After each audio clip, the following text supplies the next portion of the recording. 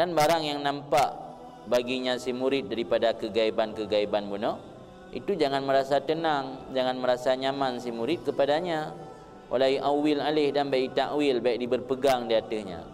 Fa inna dzalik minal ma'ayib al-qadihah fi ubudiyatih, karena demikian itu daripada keaiban-keaiban yang membuat keji dalam menghambakan dirinya kepada Allah. Aib, keramat-keramatnya siapa? Siapa aib? Walau leh kebanyakan manusia anggapnya kemuliaan, anggapnya kehormatan. Tapi dalam kajian sufi, yang sabuh keaiban yang merusak tatanan ubudiyah tanya kepada Allah. Sebab dalam beribadat belum tak iktimat ada keramat, tak jadikan keramat yang sebagai pegangan katanya.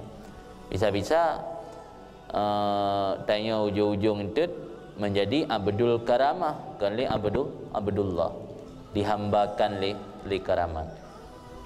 Karena man ahabba syai' fa huwa abdul lisyai', fa huwa abdul lahu. Siapa yang mencintai sesuatu, maka dia hamba bagi sesuatu tersebut. Zaman moden ini lihat hamba bagi HP. Karena dia hanya jaga tengut HP le, ya kan? Ini lengian jaga tengut. Kan pula le tengah tu doa berdoa tua tu, zikir-zikir habis tua minum HP le.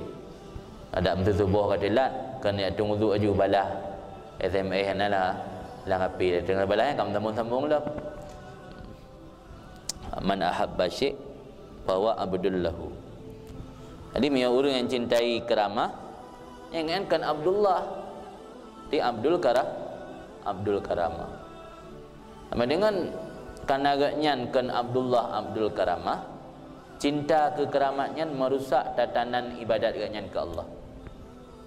Maka anggapnya sabuh keaiban yang kadeh, keaiban yang dapat merusakkan ubudiyah ganyan terhadap Allah.